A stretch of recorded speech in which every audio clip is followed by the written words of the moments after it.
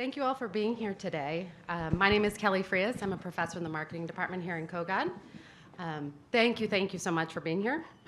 The event today is sponsored by the Race in the Marketplace Network and co-sponsored by Kogod School of Business and also the Healthcare Lab. This is the first talk in a series entitled the Global Dialogue Series Across Race and Markets.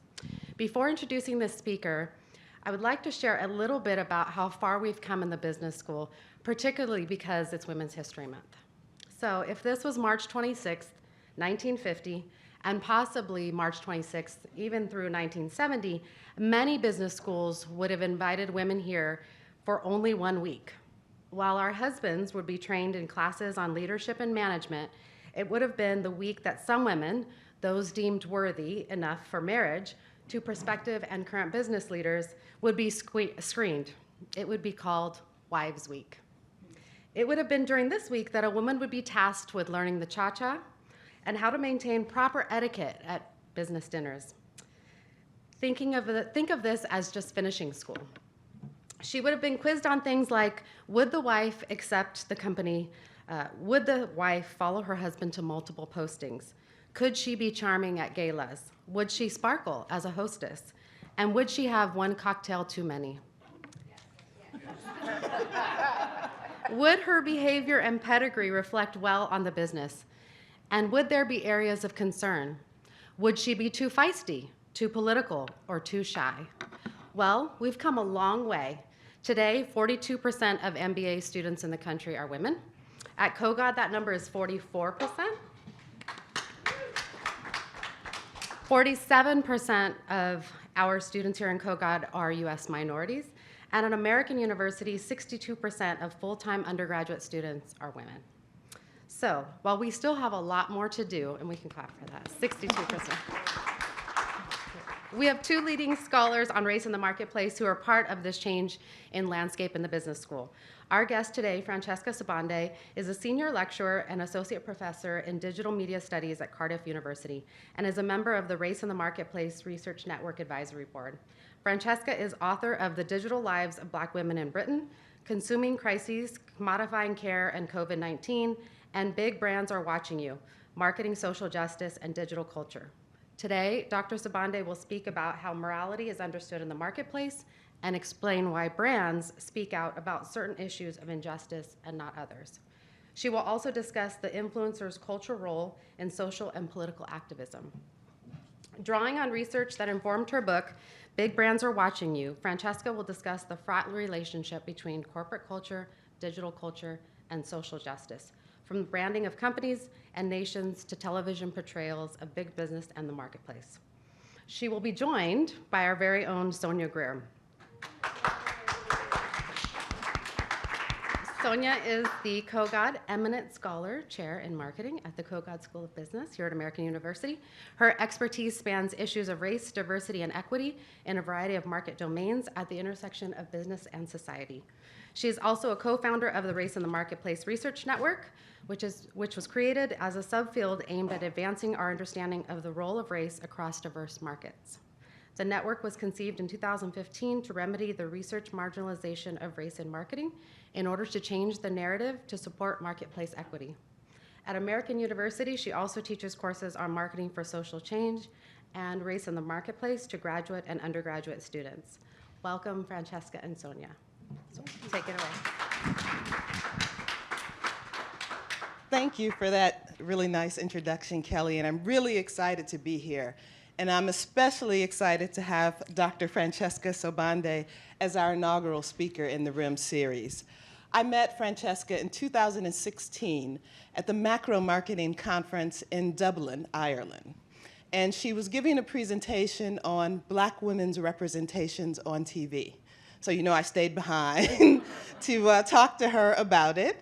And I told her about RIM, which we had just kind of conceived a year before.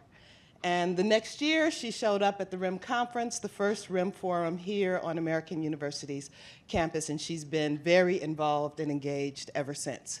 She was our first communications co-director, and she's now on the advisory board, as you have heard. So I'm really excited about this, and I'm just going to jump right into this conversation. I finished the book, reading the book on a plane yesterday, and it's very exciting. I will definitely say that. So Francesca, I want to start by asking you, what motivated you to write this book on this topic, and how does it relate to your other work? Thank you. And I really want to start by taking the opportunity to say a huge thank you to you, Professor Greer.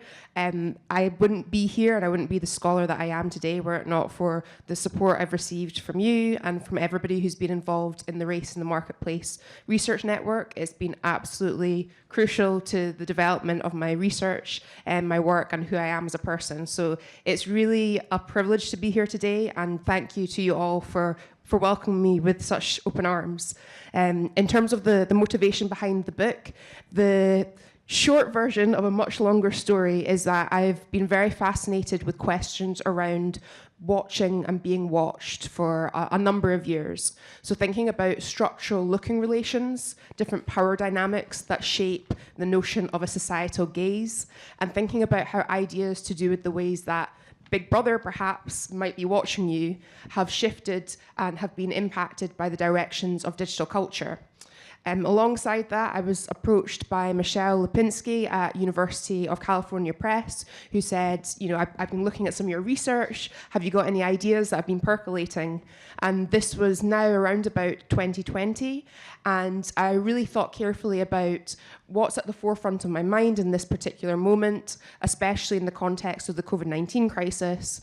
And I kept coming back to this push towards digital culture, this push towards always being online that was especially prevalent and especially prominent then, and really found myself thinking about questions to do with social justice, how it was being conceptualized, how it was perhaps moving in particular ways to do with narratives related to the COVID-19 crisis, notions of togetherness, and this idea that there was somewhat of a universal experience, but at the same time, we could see how structural inequalities very much were shaping how people were or weren't impacted by what was going on then.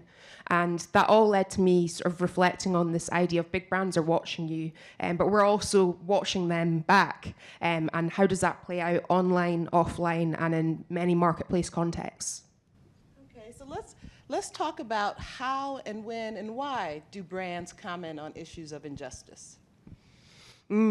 Yeah, I think there's a lot to be said about silences as well. We could speak for hours about sort of the absence of certain statements, but the how, the when, and the why. Something that I've turned to a bit as part of this research, which draws on a combination of interviews with media, marketing, and communications professionals in North America and the UK, and a survey of individuals in the US and the UK, alongside archival analysis and sort of pop culture depictions. I've spent a lot of time thinking about how sometimes brands are the ones sort of pushing other brands to perhaps comment on certain issues. And what I mean by that is there's sometimes this idea that it's just a bottom-up approach, whereby sort of consumer comments or the voice of different individuals, different communities, that's what compels a brand to comment on something, to speak out about certain matters. But we also see examples of various brands that are maybe held up as sort of the benchmark within their sector or their industry, and this sort of first mover opportunity, for lack of a better expression, whereby brands see there's something to be gained by sort of commenting on an issue before other brands do, and also by trying to lobby other brands. Perhaps here, to give you an example, I've looked at the work of Tony's Chocolonely and Ben & Jerry's and some of these sort of collaborative efforts that involve messages around ending modern-day slavery and messaging around ideas to do with fair trade, ethics, confectionery, chocolate. And there are lots of questions with that example about how can we recognize both the commercial side of the activities that are unfolding, and we don't want to deny that profit-making is at play, but is this an example of certain brands that might be compelling others to perhaps move and operate in ways that are more ethical and more socially responsible than they have been doing so previously?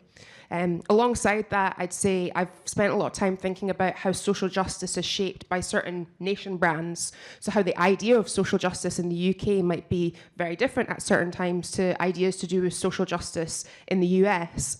And what I mean by that is, at the point that I was doing this research and writing, there were a lot of conversations to do with racial justice work, Black Lives Matter, the Me Too movement, but there were also particular conversations that were happening at more of a local or more of a regional level. So throughout the book, I think a bit about sort of the Euro-American lens through which social justice is sometimes viewed in the marketplace, and how that means inequalities in particular parts of the world are more likely to be commented on in comparison to others. In the words of somebody who I interviewed, they really spoke at length about what it meant to see certain injustices in certain geopolitical settings being completely overlooked because the people who were most impacted by them were Black, brown and Asian folks, and looking at the intersections of issues such as racism, Islamophobia and other forms of inequality that reflect geocultural power relations. What are there specific differences and similarities that you see when you think about the US and the UK? Yeah, well, lots of similarities and lots of differences, but to start with the similarities, I spent some time looking at archival material at the Library of Congress and Smithsonian related archives as well, and I looked at material to do with the history of advertising in the UK and the US, particularly focusing on the work of David Ogilvy, and there were some interesting comments often in the margins of correspondence, and I'm often drawn to the margins of material because I think that's where the really juicy stuff can be. And there was a lot there that was sort of saying much about between the sort of 50s to 60s, how ideas to do with Britishness and Scottishness were implicated in both sort of perceptions and portrayals of David Ogilvy and sort of nation branding in this very sort of germinal way. So to give you an example, there were letters whereby people were trying to get their heads around why might Scotland want to be represented as its own sort of nation brand entity as opposed to being part of the United Kingdom. And as somebody whose hometown's Edinburgh and who does a lot of work looking at Scotland, it was really fascinating to see how present-day political issues and sort of tensions between nations within the United Kingdom were really sort of evident in correspondence from many decades ago. So some of the similarities, I would say, that material pointed to how sort of political figures, public figures were being engaged by advertisers to promote products and services, but also ultimately to brand nations. But some of the differences, I would certainly say, if we're dealing with issues to do with structural racism, and I know we've spoken a bit about this, in the UK, there's very much this sort of idea that a very post-racial perspective that's often pushed, whereby racism is framed as being this sort of North American import, this idea that it's much better over here in the UK, and that's absolutely false. It goes without saying, but I think that's a real barrier in many spaces in the UK to have certain conversations in a nuanced, meaningful way, which involves recognising the history of the United Kingdom in relation to racism and colonialism and the enslavement of Black people, and to do so in a way that does not simply involve positioning racism as something way over there, but deals with the particular ways it manifests in the UK and also how that's connected to the US and its history. So you give us a sense of the geopolitical sort of largeness of this issue. What does digital culture do in terms of changing up once you put that in the mix? Because that became, as you noted, very important during the COVID time. Yeah, I think the first word that comes to mind is speed, so sort of virality, and the 24-hour nature of digital culture, the idea of constantly being expected to react and respond. And I'm saying that reflecting on various conversations I've had with different media marketing communication professionals and industry-oriented organizations who say there can be such a pressure to react, sort of where's that space for an informed proactiveness and a focus on sustainability and longevity as opposed to a gestural statement in the moment. And I think the challenge there is it's fantastic that we've seen historically a move away from a one-to-many broadcast model towards much more of a dialogic, communications-oriented approach. People can speak back publicly, and that can have a real impact, and that's something to be celebrated. But at the same time, I think sometimes brands, in their rush to be seen to say something, they sometimes just say anything, or they sometimes make a very quick decision that involves them perhaps making a one-off donation to a particular group or an individual without really doing the research to see, are these the groups, are these the people who have been doing the grassroots work to address these issues of injustice and inequality?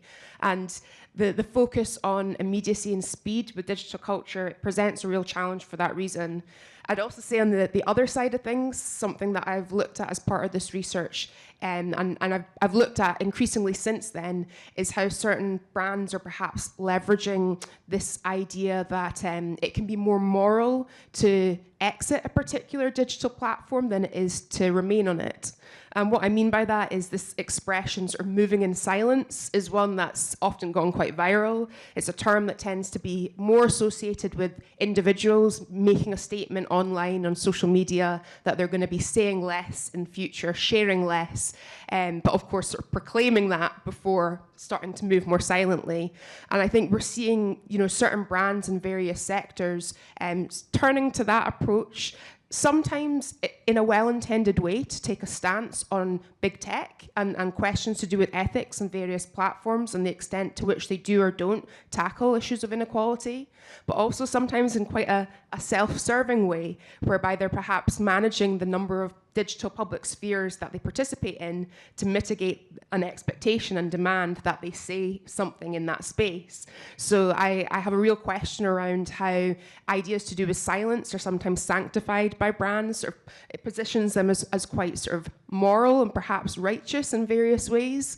And it makes me think a lot about the very tired financial idiom of sort of money talks, wealth whispers, whereby I think brands sometimes leverage silence to try and sort of convey a sense of exclusivity and to sort of reflect their very moneyed and capital-oriented position, their security in terms of turning away from a platform. But what's concerning is how morality and ethics is invoked in the process. Are they exiting a platform as part of a mass sort of resistant effort to try and undermine the harmful impacts of a certain social media site, or are they protecting themselves? And how do we think critically about those tensions without dismissing the possibility that leaving certain digital spaces can be a powerful move and can contribute to meaningful efforts to address injustices? Wow. There's a lot going on here. But you mentioned brands' morality. And so I'm curious, how do brands comment, other than making comments such as public statements, how do they try to reflect morality in the marketplace?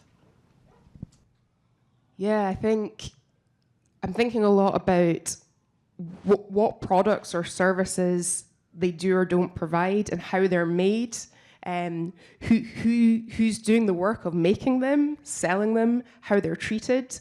So, oftentimes it feels as though certain conversations to do with inequality and injustice in the marketplace focuses so much so on the level of representation, so sort of the content of an advertising campaign or looking at the rebrand of an organization. But I'm left wondering about work and labor conditions. How are people who work within that brand treated? And then that's also complicated by global dynamics. So I'm thinking a lot about the Race in the Marketplace Research Network and the focus on, cross-national, cross-cultural, and thinking in these very interconnected ways. And to share an example that I think through in my book, we've seen a number of influencers travel as part of trips that are sometimes explicitly paid for, or which they might say weren't paid for, but there were clearly incentives involved. And this involves them often going to the premises of fast fashion brands, factories in different parts of the world, including China, whereby we see influencers from Europe, North America, putting a very polished sheen on the image of fast fashion companies that have been critiqued precisely because of issues to do with work and labor conditions, and also thinking about the environmental impacts of the products that they produce.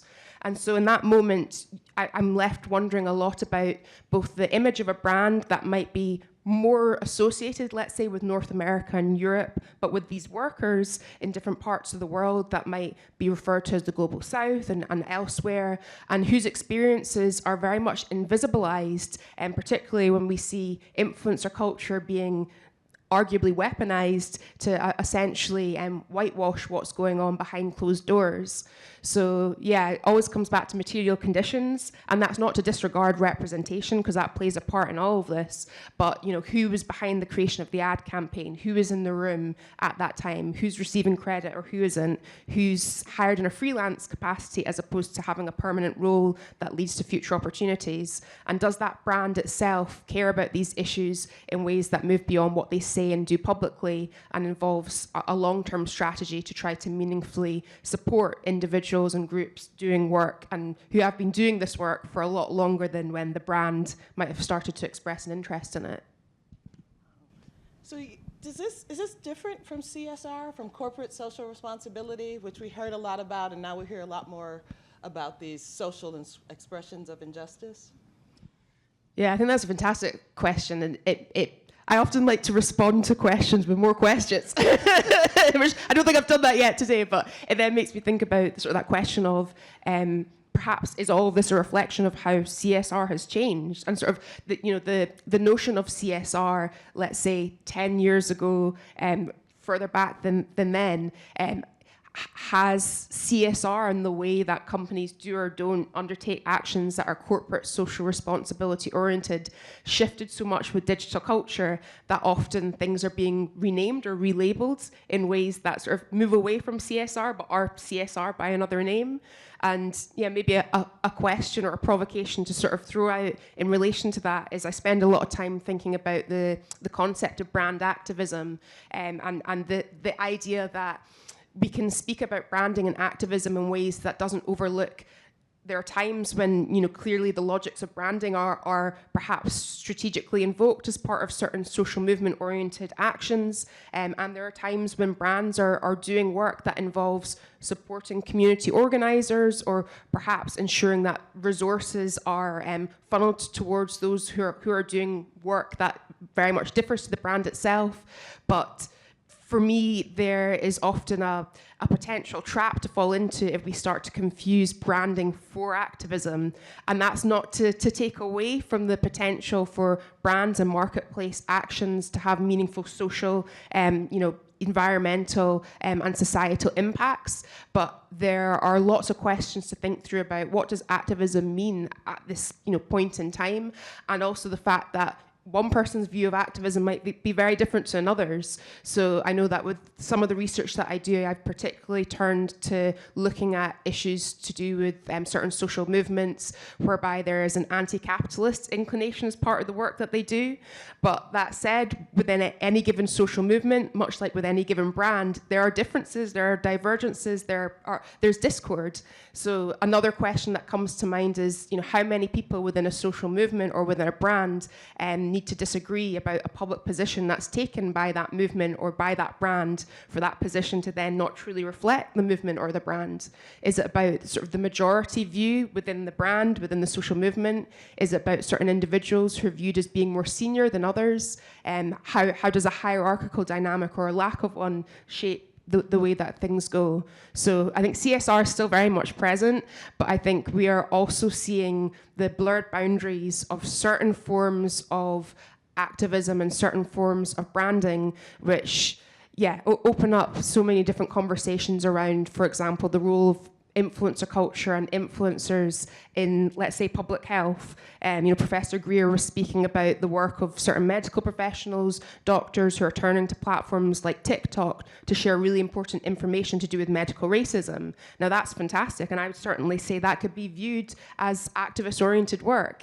And then the question maybe becomes, so this is maybe less of an example of influencer culture and more of an example of medical professionals and public health workers using certain forms of digital culture or tapping into the logics of influencer culture to enact change. So yeah, to maybe wrap up that explanation, where does influencer culture, branding and activism start and end? Depending on the issues of inequality and injustice at hand, sometimes that's clearer. Certainly if we're dealing with an anti-capitalist movement that's critical of big tech, I think the last thing they'd want to be associated with is influencer culture, but there are many people on social media platforms who are influential, but who might not be viewed as influencers, and their work needs to be supported and must be credited, and so too should the work of influencers whose message is aligned with that of certain movements. So wow, that's fascinating. This I'm like all in my head with all these questions. As you talk about brand activism, it makes me think about these terms woke and woke washing, which are always kind of thrown about. So if you could talk a little bit about that in terms of how we see that in digital culture and the role of influencers and the role of companies. Yeah, I think that's a great question that builds on your question about the similarities and differences between the UK and the US, because a huge difference, I'd say, I feel like the UK is behind on so many things, but the lag between conversations to do with notions of wokeness in the US and the UK is quite pronounced and palpable. So I'd say, in recent months, I received various inquiries with questions from sort of media-oriented people and places, questions around, what does woke mean in this moment in Britain? And even the wording of the questions or the assumptions the questions are based on tell me this is sort of 5, 6, 7, 8 years late to the conversation. And what I mean by that is particularly in the UK, there's a real disconnect between the origins, the etymology, the roots of notions of wokeness, its roots in Black American consciousness raising, culture, the arts, history. There is a real appropriation of the term. It's used as a pejorative in the UK, and I know it's not just in the UK, whereby it is essentially flung around to mean anything from leftist, liberal, to anybody who's not racialized as white. So there's a real whitewashing of the term itself. And then, it's not ironic, but it's both laughable. We've seen the emergence of sort of so-called woke corporate ways of working, whereby individuals who do anything but think critically about the reality of the history of this term and how it has been decontextualized and recontextualized, then position themselves as experts on the matter. And for me, it's such a clear example of also epistemic erasure and epistemic violence, and whose work is or isn't viewed as knowledge, and what it means to see in particular the knowledge and work of Black folks being treated as sort of fodder for others to extractively engage with, and in the process to not only position themselves as authorities on a topic, but also to then leverage that word to try and perpetuate forms of oppression. So there's a lot to be said about different political conversations unfolding in the UK and the US, real similarities there, and alarming similarities, I'd say. But it's a term that I think we need to continue to speak about, because I've had people ask, maybe we need to just discard it at this point. It's lost. It's gone past the point of being a meaningful expression to engage with. And I think the moment that we sort of agree to overlook the history, the roots of an expression and what it was meant to mean is a really sad and grim moment, and a moment that's not aligned with working towards liberationist-oriented goals. So yeah, whenever this question comes up, I think it's a great opportunity to really think about how is this word used in certain places, and often for me, what's more telling is who's using that expression and whether they're using that expression to convey something in an uplifting way or to convey something in an obstructive way. And particularly when thinking about public education and different anti-intellectual efforts to undermine the work of racialized scholars, and particularly Black scholars and Black women, it's absolutely paramount to refuse the messaging around wokeness and woke washing, whilst continuing to have these conversations and not feel as though it serves anybody to pretend what's going on isn't. Right, those are very interesting comments. And so the notes around racialized scholars, particularly Black women, being targeted, we've seen that a lot here in the US recently. I'm curious, how do companies use intersectionality in trying to think about these specific groups now that it's become kind of a corporate term that has moved, or a corporate buzzword that has really moved from its lineage to be used in different ways in digital culture and by influencers. What have you seen around that in your work? So I think a lot about the work of Dr. Marcel Rosas-Salas, who's also involved in the Race in the Marketplace Research Network, and we both met as PhD researchers at the inaugural forum here. And I think about her work to do with market segmentation and target marketing. And we've done some collaborative work where we looked at how ideas to do with intersectionality have sort of morphed into, identity categories, sort of the age-old ways that consumers were profiled. And so you have a term that has been, again, sort of reframed and disconnected from its critical race and legal theorist origins. It's very seldom in certain industry spaces reflected on in ways that goes back to the work of Kimberly Crenshaw and many other individuals who've looked at issues such as the matrix of domination and the matrix of oppression, thinking about Patricia Hill Collins, thinking a lot about bell hooks. And I feel as though it's often been sloganized. We see intersectionality treated as a buzzword in certain sectors. It's a tool that is drawn on to try and find ways to engage certain groups that have once been referred to as, let's say, hard to reach. And what I mean by that is sometimes we see certain organizations looking at how they might try to access what they perhaps deem to be the black pound, and that involves certain forms of representation or certain marketing messages that involve connections to do with the intersections of gender and race, but certainly don't focus on addressing issues of inequality and oppression. So much like the conversation a moment ago, it's not that the term itself is rendered meaningless. It's more how can we critically engage with how ideas to do with intersectionality and wokeness are taken up in certain marketplace contexts, and how can we do so whilst also sort of contextualizing the work of the many people that led to these terms being understood in ways that long predated their popularity in certain advertising and marketing oriented spaces.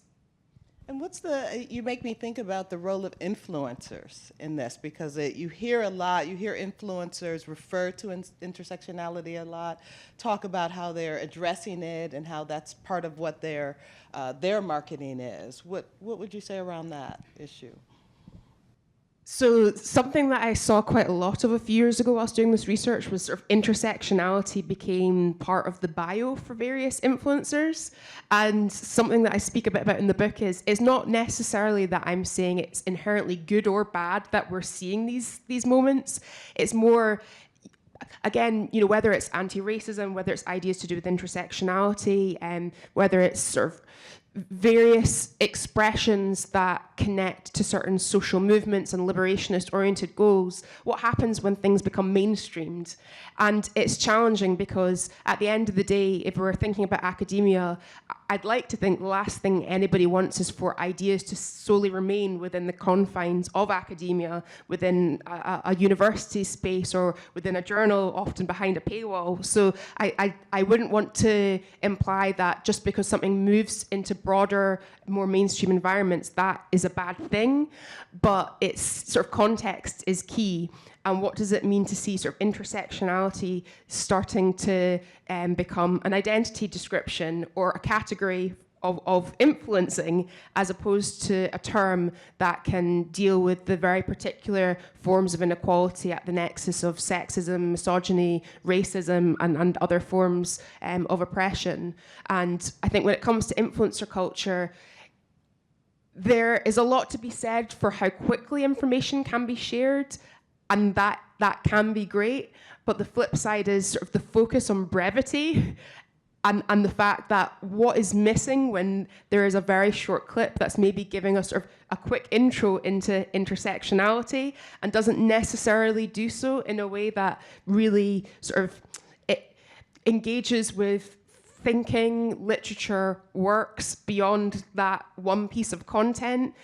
What does it mean to see knowledge, theorizing, praxis distilled into a soundbite or distilled into a viral meme, and how can we ensure that, you know, alongside the sort of mainstreaming of ideas, there's always going to be a historicizing, there's always going to be a clear effort to ensure that this content, you know, can be engaged with as a starting point, but this is the beginning of understanding these certain ideas, and this isn't the beginning and the end. And when it comes to influencer culture, I think sometimes people feel that I'm sort of anti-influencer culture, and I'm still, there's sort of a question mark around that. I think what I'm more critical of is when the content of individuals who are deemed to be influencers becomes viewed as the central point to turn to learn about something, or such content actually is shared in ways that reinforces forms of inequality. So again, to come back to the example about influencers going to certain factory premises for fast fashion brands, or to also think about influencers being engaged by nation brands to sort of put out touristic messaging to distract from the awful, awful actions of governments in certain parts of the world. Now, if that influencer has intersectionality in their bio, but their content is you know, contributing to these awful forms of harm, where does that leave us in terms of determining the sort of mainstreaming of these ideas in certain digital spaces, and how can we ensure that there are always narratives that make clear, you know, if we're going to have a conversation about intersectionality, let's think about transnational solidarity. Let's think about this in a global way. Let's think about imperialism, capitalism, colonialism, and all of this, and move beyond the soundbite. Wow. And I see everyone's head sort of thinking around this. So we're going to have some time for Q&A at the end as well. So think about your questions that you might have specifically for Dr. Sobande. You went from the influencers to the notion of nation branding and the nation states. And I'd be curious, at that macro level, how do nations brand themselves, and what's the relationship to digital culture? Yeah, so one of the examples I looked at as part of the research was to do with the British monarchy, which has been in the media a lot recently, but it was actually, I was focusing more so on sort of digital content to do with the sort of Jubilee celebrations of the Queen at that time, and then also some of the marketing messaging that we saw in relation to mourning. So looking at sort of demands or expectations of public mourning in relation to the monarchy at a point in time when many members of the public were saying, where are clear efforts for there to be forms of memorializing and mourning for individuals who've been impacted not only by the COVID-19 pandemic, but who have experienced forms of loss and grief in so many different ways. And I turned my attention to, you know, sort of tweets, different social media posts about what seemed to be quite light-hearted examples. So there was sort of a pudding competition as part of the Jubilee celebration, which sort of people were entering into this competition to create a pudding to celebrate the Queen. But then we saw a lot of digital posts that seemed light-hearted on the surface, but were making very clear to be viewed as a good, dutiful citizen, you should be sharing your posts on Twitter. You should be celebrating this pudding. You should be expressing love or support for the monarchy, and by extension, the nation brand. So I'm interested in sort of the intersections of pop culture, digital culture, and UK ideas to do with the monarchy, but also beyond that, looking at how certain celebrities are sometimes invoked to sort of convey an image of a nation, or certain celebrities will actually position themselves in opposition to certain messages from governments, and in a way they're sort of, you could say, trying to challenge the nation brand in one way, whilst also perpetuating or sort of re-establishing their own self-brand. So the example I looked at in the research was celebrities following the overturning of Roe v. Wade, celebrities, many in particular famous white women who were posting about this and who are also posting about this, speaking critically about the 4th of July, saying because of what's happened, you know, how can anybody be celebrating at this point in time? And I was saying, you know, what does it mean to see suddenly certain famous white women being praised, being celebrated for being critical of the nation, you could say, but in ways that involve sort of the parroting of critiques that have been made for a very long time by marginalized folks. So is this an example of an action that reflects ideas to do with morality? Is this an example of celebrity culture at play? And what does it mean to be able to make public critiques of a nation and to do so and feel relatively safe? So who is likely to be not just critiqued, but perhaps at risk as a result of voicing those critiques? And what does it say to see so many headlines making a huge sort of fuss and fawning over certain famous white women saying, you know, how can the 4th of July be celebrated now when there have been so many atrocities, so many awful, you know, I don't want to use the word moments, awful embedded forms of oppression that predate the overturning of Roe v. Wade, not to take away at all from the significance of that, but I feel like the entanglements of all of what went on there tells us a lot about ideas to do with nation branding, celebrity culture, and also I know in the UK there were some narratives, again, that sort of very quickly tried to position the UK as less, you know, misogynistic than other places, as more of a safe environment when it comes to matters of reproductive justice, when, again, the reality in the UK is very, very far from that idea of things are better here. So we see these moments when certain nation brands will try to latch on to something happening elsewhere to sort of push themselves as the nicer or the better place. And in the process of doing so, very quickly, there's often a lot of online backlash, whereby there's people in the UK saying, hang on a second, and we're going to correct the narrative here, and we're going to really tell people how things are.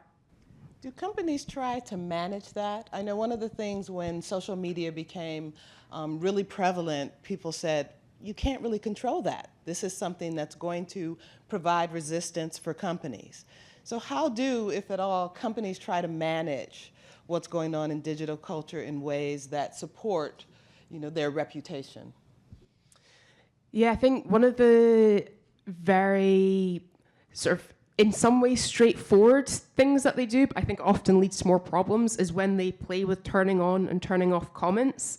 So there are so many examples of adverts that have been released. There's been a YouTube video of the advert, and very quickly there has been, you know, so many comments, vitriolic comments. Sometimes the comments are critical of the company or the brand. Sometimes the comments are just outright racist comments because of who features in the advert, who features in the campaign. And I think often brands can be very quick to sort of turning off the comments as trying to mitigate what's going on. But as I said, as part of a conversation with somebody recently, just because something isn't visible online doesn't mean it doesn't exist. And I think there can be such a focus on sort of electronic word of mouth, in a way that sometimes overlooks the fact that what people say and do offline can be just as impactful, if not more impactful, than what they do and say online.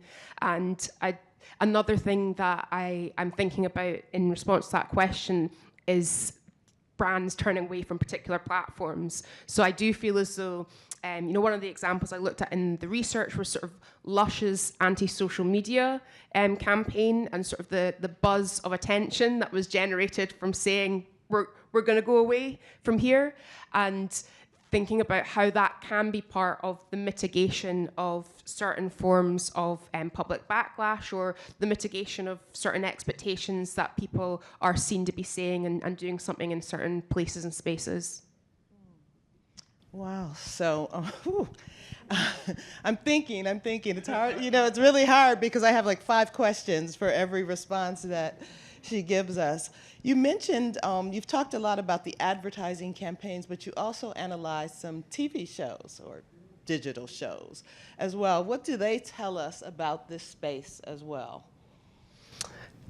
So I feel as though all of your questions, I feel as though your questions sum up the book. And I also just want to say again, I'm so appreciative of the fact, not only that I'm getting to have this conversation with you, but that, you know, my book's not been out for that long, and I know you've already read it, and that's, not only have you read it, but I also know that you always engage with people's work with such care and with such meaning, and so thank you. And the two questions you asked previously to do with nation branding and intersectionality factor into how I analyse pop culture depictions quite a bit. So I looked at shows such as The Bold Type and Partner Track, especially thinking about, to reflect again on the work of Professor Kimberly Crenshaw and people such as Professor Patricia Hill-Collins and Professor Bell Hooks, intersectionality, and also just ideas to do with the lives and knowledges of Black women.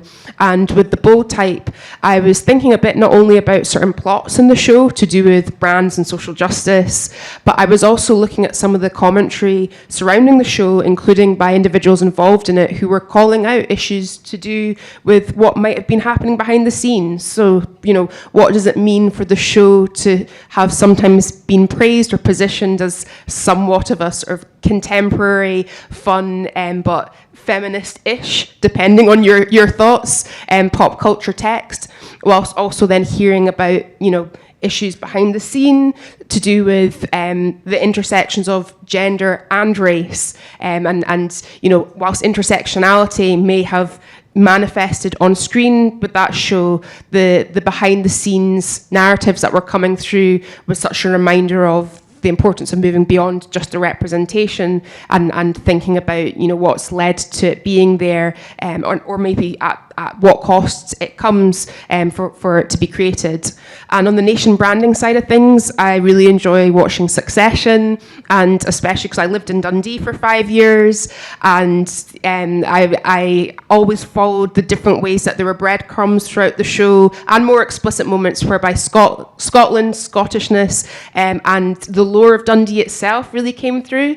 It made me reflect a lot on parallels between the archival material to do with David Ogilvy, to do with Scotland, to do with the US many decades ago, and then the character of Logan Roy, and how, for me anyway, part of the way he was portrayed was as this, you know, industry insider, but also as this Scottish-ish, American-ish character who in the Dundee episode goes back to Dundee and is sort of caught between the past and the present in a very pronounced way. And it made me think about how the nation brand of Scotland was maybe part of Succession's overall image and Succession's overall brand.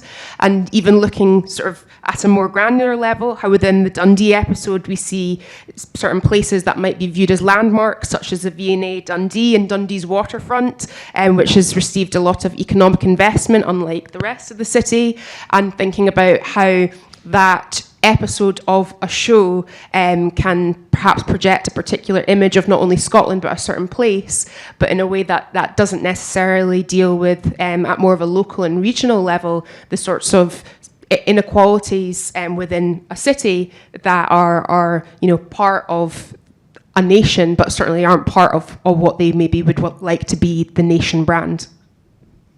Okay, wow, that's a analysis of a lot of different types of material. And so one thing that I know about your career and your work generally is that you've used a lot of creative and innovative methods. So could you talk about some of these different methods and what they tell us about these issues in the marketplace? For example, I will tell you she has, I think I might have it here, a graphic novel that is available and downloadable about Blacks in Scotland and Black history in Scotland that you can find on the web. And she also helped to lead a document that we did that used visual representations to understand race in the marketplace. Again, free and downloadable. And she also has a chapter in the Race in the Marketplace textbook, which is also free and downloadable, open access so that everyone can see it, not behind a paywall. So can you, that was just my little commercial. So can you talk about why and how you use these methods and what they tell you generally and what they tell you specifically for your book? I've always loved visual culture and photography and music and art. But again, I also want to come back to experiencing the Race in the Marketplace inaugural forum. And something that's really stayed with me since then was the come as you are ethos of the environment and of the community, really. And I remember being in that space and feeling my shoulders drop. And it was a space, where there were conversations. It was a space where there was creativity. It was a space where I also got to meet scholars such as Dr. Naya Jones, who I then had the opportunity to be a communications co-chair with from 2019 to spring 2023. And learning from her work as well, learning more about creative ways of work and creative practice, creative epistemologies, hearing about your work and the role of music in it, the role of film in it, and also just thinking about the ways that I process and take in information. I'm someone who often needs there to be a visual element for me to really engage with it. So I enjoy playing with and exploring different forms of creatively sharing work or creatively undertaking research. And as part of the work that I do with Layla Roxanne Hill, we've spent about 7 or 8 years thinking a lot about Black life and Black history in Scotland. And we co-authored a book, Black Out Here, Black Lives in Scotland, in 2022 with Bloomsbury. But we were thinking a lot about children and young folks, and we thought we want to share our work in a different way. And this led to us co-authoring a brief and freely available graphic novel, working alongside an illustrator, Chris Manson, and a number of people, Leslie Benzie and Naomi Gassesi, who translated the novel in English, in Scots and Scottish Gaelic. So yeah, I think the opportunity to do those sorts of projects and to explore things like animation as well with Leeds Animation Workshop, which is a fantastic feminist collective that's been doing animation work for decades.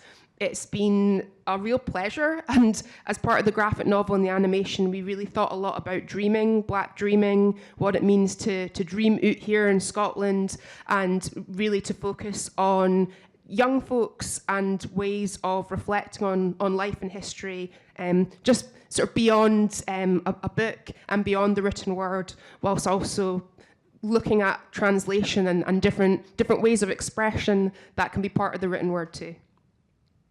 What would you say to students around, because a lot of this is about disseminating your research so much more broadly, so that it's not just something, like you said, that sits on shelves or sits behind a paywall. And I think about my students are very interested in these topics. So what would you say to them if they want to get into it so that they can become the type of marketers, the type of managers that really reflect the positive opportunities of helping to create marketplace equity? I think there's 3 things that come to mind. One is I'd say, do what you, this is 2 things, the first 2. Do the things that make your heart sing, whilst ensuring that they align with your principles. And I would also say, I would also just say, always embrace the unknown. And what I mean by that is, I think with academia, with research, there can be so many conventions, there can be so many expectations, and that can sometimes make it difficult to dream or to work or create in ways that are unknown. But I think there's so much possibility in the unknown, from speculative fiction to the incorporation of music into different ways of expressing research. So yeah, I think following your heart, being steadfast with your principles, and embracing the unknown with your people, finding them and holding them close. Wow, that's beautiful. What would you say for everyone else who wants to really get involved or think about these issues? Because one of the things that comes clear is that who's watching and how are they watching, and how do you hold these companies accountable? How do you hold influencers accountable, given digital culture? It seems like there's a role for all of us, but what is that role in some way? So this maybe comes back to the conversation to do with sort of statements and silence, and there's a lot to be said for active listening, and I think it's important for people to to have the time and space to do research, but I also think that it is so important for there to be conversations and for the conversations to exist alongside action. So I was reading some of the brilliant work of Professor Stuart Hall and looking at certain writings that focused on, analysis. It can be celebrated, critique, it can be hopeful, but without action, we're sort of stymied, we're sort of standing still. And what I mean by all of this is I think it's important for people to express thoughts, ideas, to have conversations, to discuss things, much like the question around ideas to do with wokeness or the notion of woke washing, when brands and companies profess to take a stance on certain issues and their track record tells a different story. I think there are so many people who are reluctant to even have some of these conversations because of the fear of critique or the fear of getting it wrong, and for very legitimate reasons in terms of fears to do with risk. But I think we need to have the conversations, and there needs to be the critique expressed and the analysis alongside the action, because otherwise, if we're just left with silence, I think we're standing still, and we always need movement for there to be change, even though, to think about this morning's conversation, that might involve going forward and going back, this sort of sense of flow whereby the present is always part of the past and the past is always part of the present. Even though that sense of movement might not be linear, we need to keep going, and that means having conversations, having open conversations, but ensuring that it doesn't just stay at the level of a statement, the level of a chat. It's then thinking materially, how can that result in actions that could have a meaningful impact, and knowing that the chipping away, it takes time, so it might not always result in a really visible or outcome or something that people view as tangible. It might not necessarily be viewed as impact in the way that academic institutions always think, but that doesn't mean that what's going on can't be part of change and change that we all could benefit from. Great, thank you. So that's a great point to engage you, to engage you, the audience. Who has a question for Dr. Sobande? Oh, that might be, yeah. That was the time for Q&A. There we go. So who?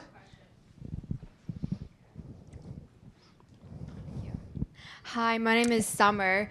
My question comes from a real life example. So I want to talk about the Bud Light campaign where they used a transgender influencer to talk about to reach the LGBTQ community, but also that angers their original core, part of the core customers. So my question is, how do you balance when you try to reach a new audience, group people, and to keep your original core customers? How do you balance with these two when you have a new activism idea? And so yeah, that's my question. I've been thinking a lot about this campaign this last week, actually, and different people may have different thoughts. There's a part of me that questions whether or not they didn't anticipate what would come next. And what I mean by that is, as part of this research, I look at sort of the monetization of antagonism and times when certain brands can benefit from what might be perceived as backlash. And I wonder, was this a moment where we actually saw a brand trying to reestablish who their core audience is and always has been? In that I question whether or not they didn't anticipate the transphobic backlash that would follow. And I've also been reflecting on sort of the gendered nature of certain brands. So I'm thinking about, products that historically have been viewed or deemed as masculine. And if we're thinking about beer, if we're thinking about certain brands in that space, I feel as though there is a real question for me about whether they did want to, in good faith, create that campaign to perhaps engage with folks who they haven't historically been viewed as foregrounding, or did they actually foresee this very public backlash that would follow, and knew that by quickly turning away and turning back to sort of how they were positioned previously, it was a good opportunity to receive a lot of attention. So it's this sort of, some brands feel as though there's no such thing as bad press. And was this undertaking ever intended to be long-term, or was this actually a moment they thought whereby they could arguably monetize forms of antagonism and sort of re-establish themselves as a brand that might be viewed as associated with certain dominant notions of a sort of cis hetero masculine identity? That's a good point. Thank you.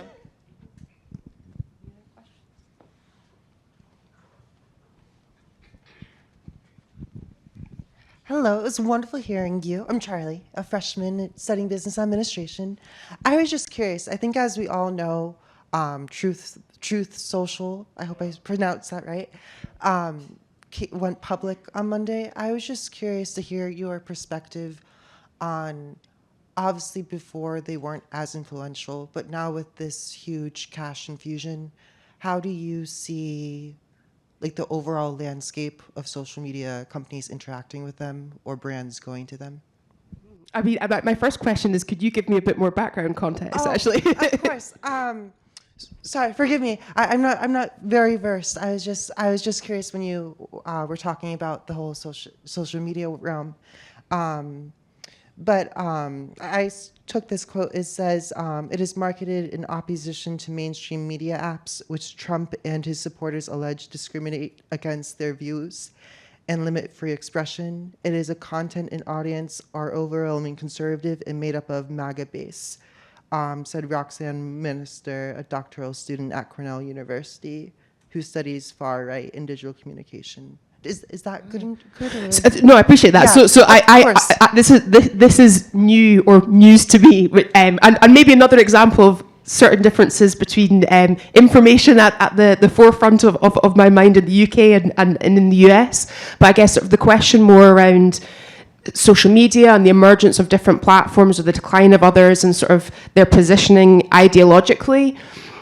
So the first thing that comes to mind, without knowing a lot about this particular example, is how the sort of rebrand of Twitter to X has certainly marked a shift in some spaces and some conversations. And what I mean by that is, when I did research focusing on the digital experiences of Black women in Britain between 2015 and 2018, Twitter was a platform that was spoken about at length, and particularly there was a real focus on Black Twitter and, reflecting on the work of so many fantastic scholars such as Professor Meredith Clark and Professor Andre Brock, so many folks doing brilliant critical digital studies work and Black digital studies work.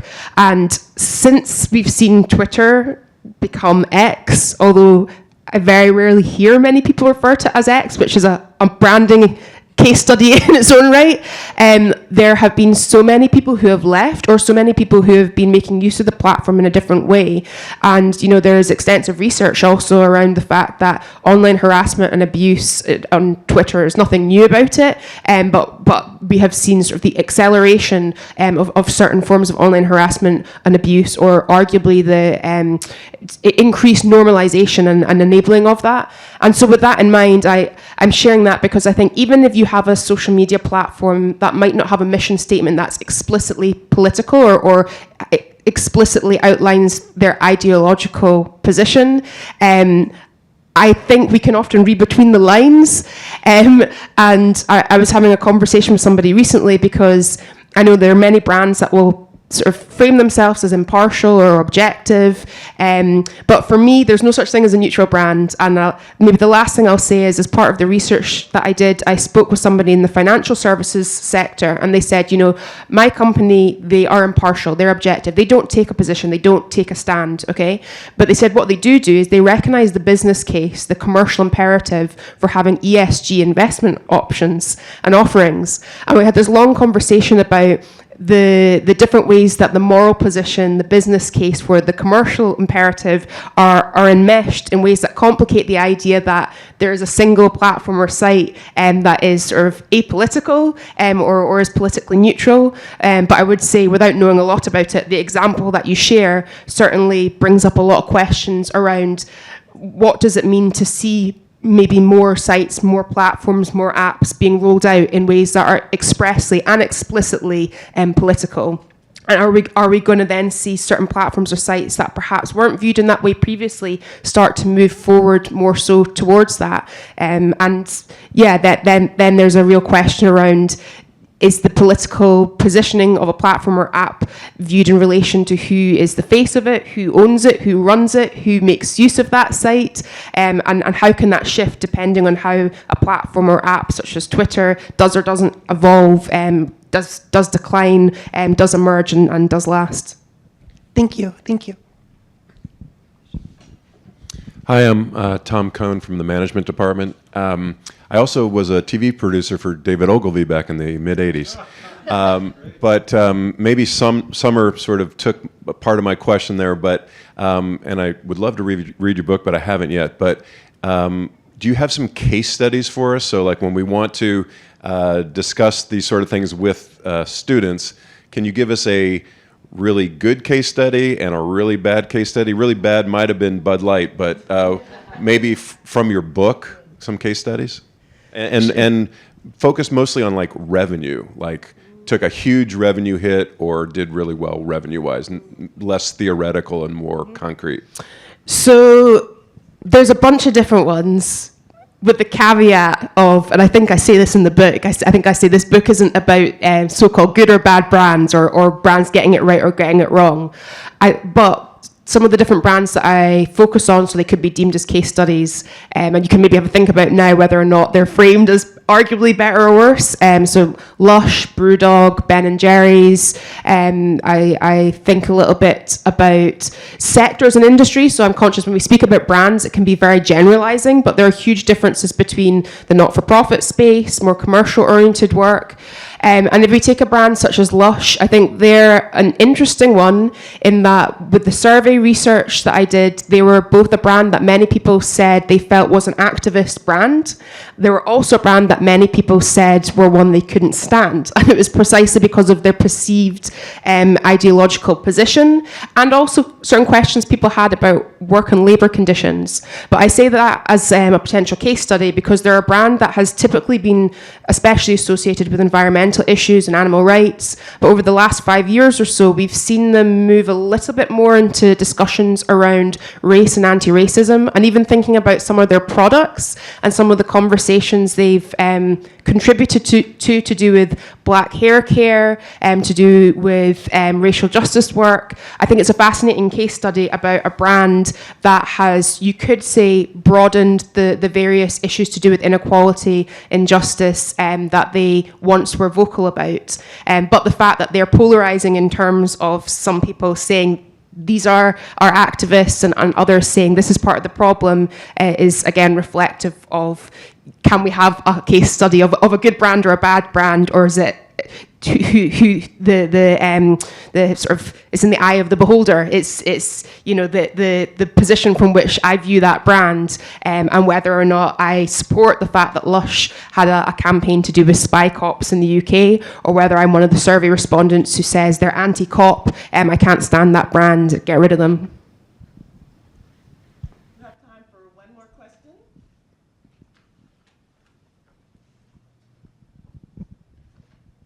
The hard part about being the oldest person in the room is you have experiences no one can relate to. But I'm old enough to remember in DC going into a public building and seeing this is where white people drank and this is where black people drank water in a public building. And so I kind of grew up in the 60s, and many of my heroes were African American. Well, there's Muhammad Ali, but then the music of the 60s, from Diana Ross to Marvin Gaye to Smokey Robinson to, we could go on and on and on about that list. But they would talk about oftentimes in their music the black experience in this particular country. And so if you take a look at what that experience is like, it led me to believe over time that there is an enormous amount of racial discrimination that has existed here for 400 years, and it hasn't gotten better, particularly when people like Trump are in office. Leave you at that. We now have a lot of students coming from Africa here. And I went out with my African students, I have about 5 in my class, and we just began a conversation. They said, we don't have the experience of African Americans. We have a very difficult time being able to come to that conversation and feel like we look like them, but we don't have the same experiences, because in a lot of ways, they view coming to the United States as a set of opportunities for them rather than facing the kind of discrimination we talk about. So there's this divide. It's my perspective and many people's perspective of our country is highly racist. Nikki Haley didn't know that, but I called her and told her all about it. But these African students see it very differently. So how do we create an environment for them that allows them to continue the positive possibilities about being in the United States without failing to recognize the difficulties that people here have expressed? It's kind of a nation-building, nation-branding question. Thank you. Yeah, I was speaking a bit earlier today about the fact that before I started my PhD project, I worked in communications at universities for a period of time. And actually, I often would think a lot and critically about sort of the tensions between, let's say, university sort of recruitment approaches and strategies, and then the realities of how students experience universities, particularly thinking about students who are marginalized. And I would say that sort of thinking about that question, it just makes me reflect on the fact that specificity and context is always key. So what I mean by that is if we're discussing issues to do with anti-blackness in the US, in the UK, we need to think about similarities and differences between people's experiences in relation to if they're viewed as a citizen of that place or not. In the UK, one of the reasons why I turn my attention a lot to Scotland and Wales, where I am now, is there's a much longer conversation to be had about the fact that the UK and Britain is often used, their terms are often used interchangeably with England. So actually the experiences of folks in Scotland and Wales, and when you're speaking about the UK and Britain, are often very much sidelined and peripheral, if not completely erased, including in certain conversations to do with Black life and history in Britain. And I share that as an example because it makes me think of the importance of both recognizing the experiences of Black American folks here and the experiences of Black African folks who are here and who aren't deemed to be citizens. So what does it mean to discuss the nexus of anti-Blackness and xenophobia? What does it mean to think critically about ideas to do with sort of patriotism and nation brand messaging in a way that allows space for people to sort of express these sorts of things around the fact that we recognize there's a shared experience and there are shared struggles, but there are also differences that are impacted by the dominance perhaps of the US and also thinking historically about Africa and how people in Africa have been impacted and continue to be impacted by colonialism and neo-colonialism and how that can play out in terms of experiences of education or being deemed as a local or not in different places and parts of the world. So yeah, I think specificity is key, and also it just makes me think about the fact that none of this is homogenous. Black folks aren't a monolith, and that's something that I think so many brands and organizations, including oftentimes at universities, fail to really think through. And the last thing I'd say on that is that I'm reminded of the work of Professor Tressie McMillan Cottom, who has written a lot around different ideas to do with Blackness and the experiences of Black folks, including Black folks who are American Black folks who have perhaps moved to study from different parts of Africa, and again, how we can speak about Blackness and Black experiences and Black communities in a way that moves beyond the idea that there's a single one, but still uplifts that sense of connectedness and sharedness. Yeah, thanks. I can see one. In response to Ronald's observation, we can see where anti-Blackness is being globally branded, and that becomes the unifying factor, regardless of where you are in a universe. And I think the movie Origin starts to make that kind of prevalent. It is the inferiority and the anti-blackness that they're now branding that makes it more universal regardless of what kind of passport you hold. And I think that is very subtle, but it is, to me, a pivot. Wherever you go in this universe, if there's an anti-blackness sentiment, it doesn't matter where you come from. And that's what we're up against. I was in the south of France, in Nice.